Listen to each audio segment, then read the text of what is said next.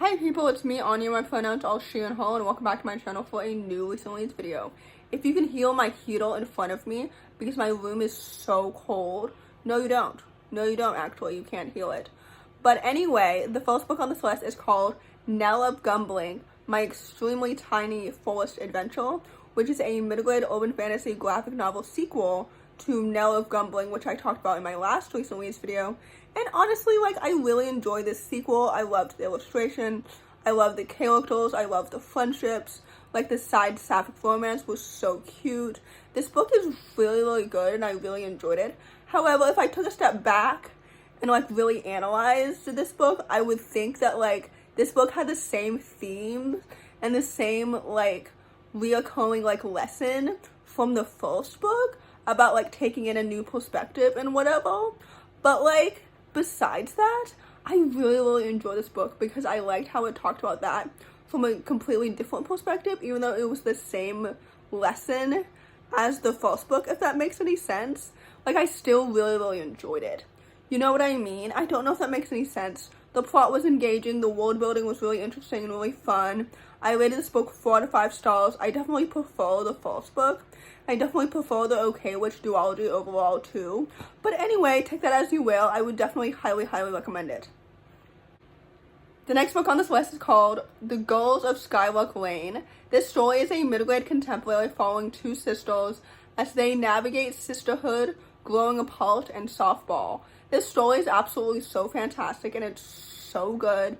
If there's anything that I love in middle grade stories, I love stories that center on twin sisters, especially sibling dynamics, especially growing apart and slice of life contemporaries.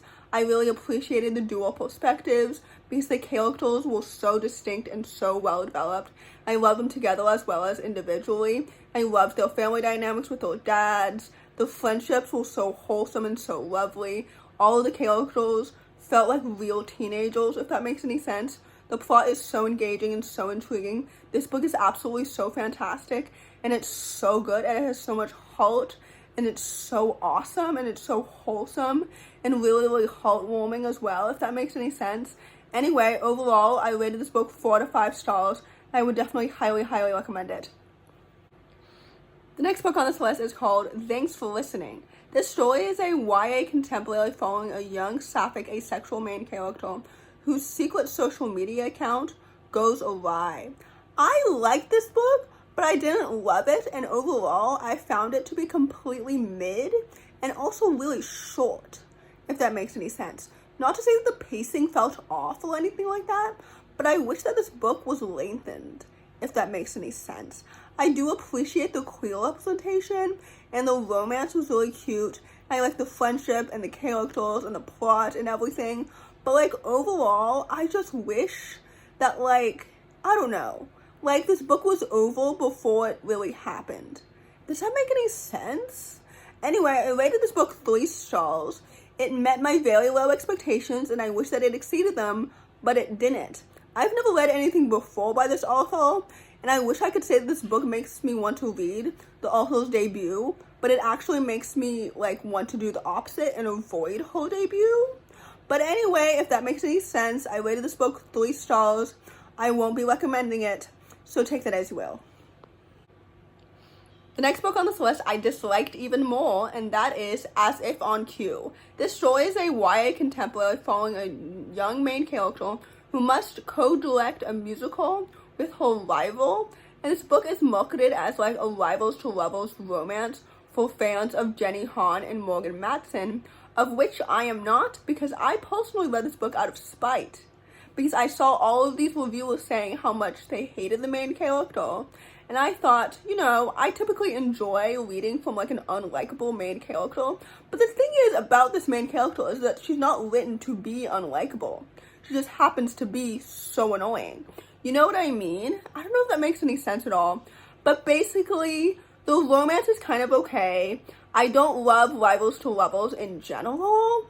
I like the plot, I like the alt stuff, the side friendships and stuff.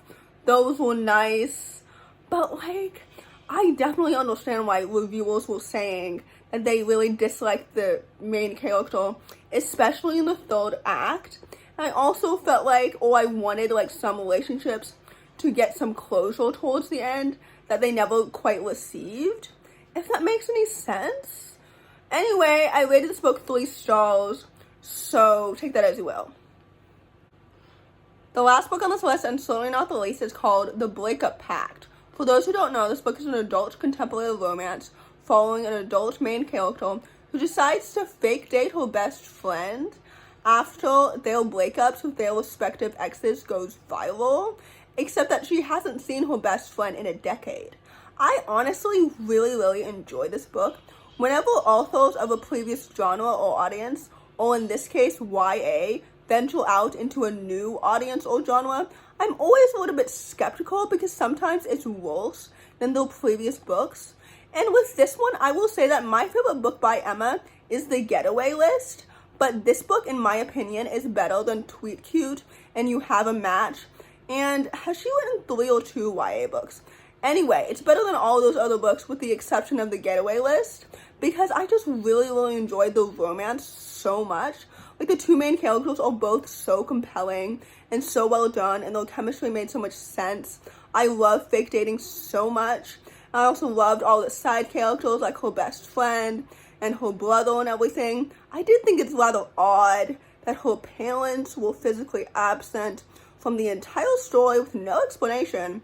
But anyway, overall, this book was so sweet and it's so well done and it's so good. So anyway, with that said, I rated this book 4 to 5 stars and I would definitely highly recommend it. So in conclusion, in November, I read about 40 books, which was so good and so satisfying.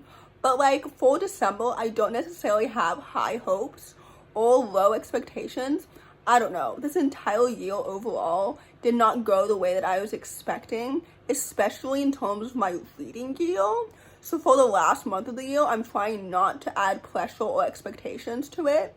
So anyway, in conclusion, if you enjoyed this video, please don't hesitate to give it a big thumbs up. Comment down below the panda emoji if you made it all the way to the end of the video. Thanks for watching, subscribe to my channel if you're new, and I'll see you in my next video. Bye!